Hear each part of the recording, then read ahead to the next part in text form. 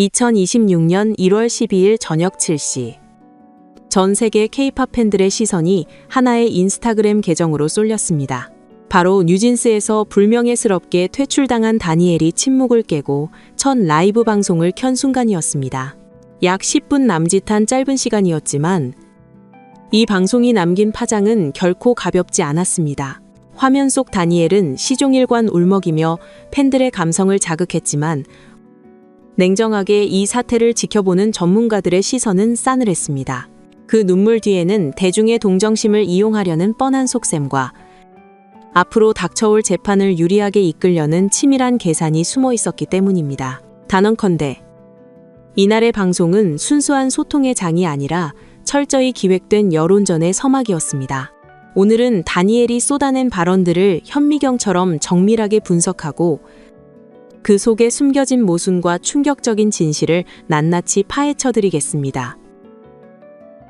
다니엘의 라이브를 지켜본 다수의 언론 매체와 비평가들은 약속이나 한 듯 똑같은 지적을 내놓았습니다. 이 방송의 목적은 명확히 팬덤 결집과 방패막이 형성해 있었다는 점입니다. 방송이 시작되자마자 다니엘은 감정을 주체할 수 없다는 듯 얼굴을 감싸쥐고 눈물을 흘렸습니다. 그녀는 버니즈를 생각하면 여러분의 눈빛이 가장 먼저 떠오른다라거나 무대에 서기 전 고요했던 정적의 순간들이 지금의 나를 지탱한다는 식의 마치 영화 대사 같은 감성적인 말들을 쏟아냈습니다. 팬들을 향한 감사, 사무치는 그리움, 그리고 변치 않는 사랑을 맹세하는 메시지가 방송 시간의 90%를 채웠습니다. 하지만 냉정하게 따져봅시다. 정작 대중과 언론이 가장 듣고 싶어 했던 핵심적인 질문들은 어디로 갔습니까? 자신이 왜 회사로부터 퇴출 통보를 받았는지, 소속사가 제기한 허위사실 유포 혐의에 대해 어떻게 생각하는지, 구체적인 해명은 단 한마디도 없었습니다. 불리한 진실은 쏙 빼놓고 오직 감정에만 호소하며 본질을 흐리는 것. 이것이 바로 여론을 호도하는 전형적인 수법입니다. 다니엘의 이번 눈물쇼가 얼마나 황당한 기만극인지 알기 위해서는 시계를 돌려 지난 2025년 12월 29일의 상황을 직시해야 합니다. 당시 소속사 어도어는 다니엘에게 전속계약 해지를 통보하며 그 이유를 아주 구체적이고 명확하게 밝혔습니다. 어도어 측은 이번 분쟁 사태를 촉발하고 뉴진스의 이탈을 부추긴 핵심 책임자는 바로 다니엘의 가족과 민희진 전 대표다라고 못 박았습니다. 더욱 충격적인 사실은 다니엘과 그녀의 가족이 다른 멤버들에게 지속적으로 왜곡된 정보를 주입하여 회사를 오해하게 만들고 결국 팀 전체를 분열의 예스로 몰아넣었다는 점입니다.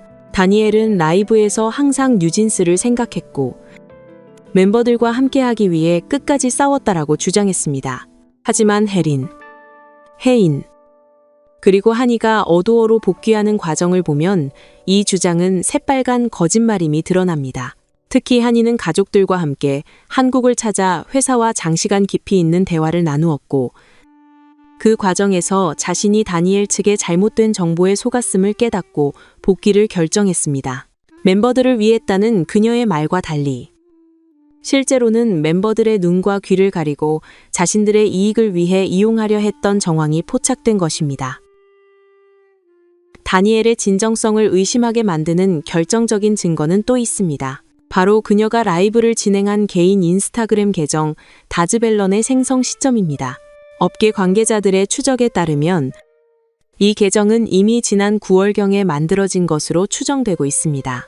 만약 이것이 사실이라면 다니엘은 겉으로는 팀의 정상화를 위해 노력하는 척하면서 뒤로는 이미 수개월 전부터 독자적인 활동을 위한 탈출구를 만들어 놓고 있었다는 뜻이 됩니다. 소속사가 계약 위반 사항을 시정하라며 최후의 기한까지 주었음에도 불구하고 다니엘은 이를 철저히 무시했습니다. 이는 애초에 회사와 화해할 생각이 없었으며 오히려 퇴출이라는 명분을 얻어 피해자 코스프레를 하기 위해 상황을 유도했다는 합리적 의심을 가능케 합니다. 그녀가 말한 함께하기 위한 싸움은 사실 혼자 살아남기 위한 쇼였을 가능성이 매우 높습니다. 이번 라이브 방송에서 가장 소름 돋는 대목은 방송 말미에 등장했습니다. 다니엘은 비장한 표정으로 버니즈, 이건 끝이 아닙니다. 이제 시작입니다라고 힘주어 말했습니다. 단순히 팬들을 안심시키기 위한 멘트라고 치부하기엔 그 속에 담긴 의도가 너무나 노골적입니다. 이는 앞으로 전개될 431억 원 규모의 천문학적인 손해배상 소송과 지루한 법적 공방에서 팬들을 자신의 아군으로 삼아 여론전을 펼치겠다는 사실상의 선전포고입니다. 다니엘은 때가 되면 소송과 관련된 이야기도 직접 여러분께 하겠다라고 예고했습니다. 법정에서 다뤄야 할 예민한 쟁점들을 팬들에게 흘리며 자신을 거대 시스템에 맞서는 비련의 여주인공으로 포장하겠다는 전략입니다. 그녀는 재판 과정 내내 나는 멤버들을 사랑했을 뿐이다. 회사의 요구가 부당했다. 나는 K-팝 시스템의 억울한 희생양이다라는 프레임을 반복할 것입니다. 이번 라이브는 바로 그 지루하고 긴 법적 싸움을 위한 예고편이자 팬들을 세뇌시키기 위한 첫 번째 단계였던 셈입니다. 다니엘의 계산은 적중했습니다. 감정에 호소하는 전략은 즉각적인 효과를 발휘했습니다. 방송 전 20만 명 수준이었던 팔로워는 방송 직후 50만 명으로 폭발적으로 증가했고 각종 소셜미디어는 그녀를 지지하는 해시태그로 도배되었습니다. 팬들은 다니엘이 직접 진심을 전했다.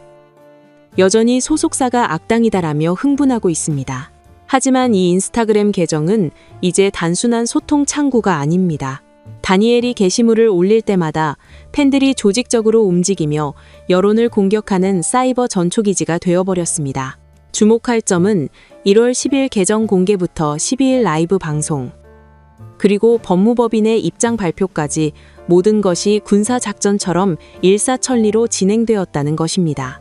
이는 여론이 자신에게 불리하게 돌아가기 전에 감정적 유대감을 무기로 콘크리트 지지층을 확보하려는 다급함의 방증이기도 합니다. 하지만 감정으로 쌓아 올린 지지는 모래성처럼 위태롭다는 사실을 그녀는 간과하고 있습니다.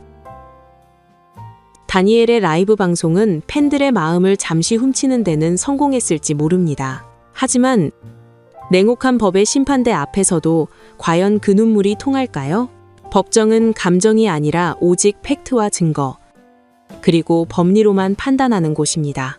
팬들의 함성이 아무리 크더라도 계약 위반과 허위 사실 유포라는 명백한 증거 앞에서는 무용지물일 뿐입니다. 만약 다니엘의 혐의가 사실로 밝혀진다면 그녀는 431억 원이라는 감당하기 힘든 책임을 져야 할 것입니다. 어도어의 주장이 진실인지 아니면 다니엘이 정말 억울한 희생양인지 이제 모든 진실은 법정에서 가려질 것입니다.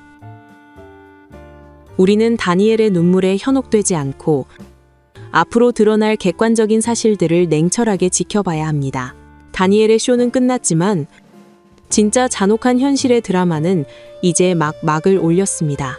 이 거대한 법적 공방의 끝이 과연 어디로 향할지, 그 과정에서 또 어떤 충격적인 진실이 드러날지 궁금하시다면 구독과 좋아요를 눌러주세요. 앞으로 전개될 재판 상황과 여론의 흐름을 누구보다 빠르고 날카롭게 분석해드리겠습니다.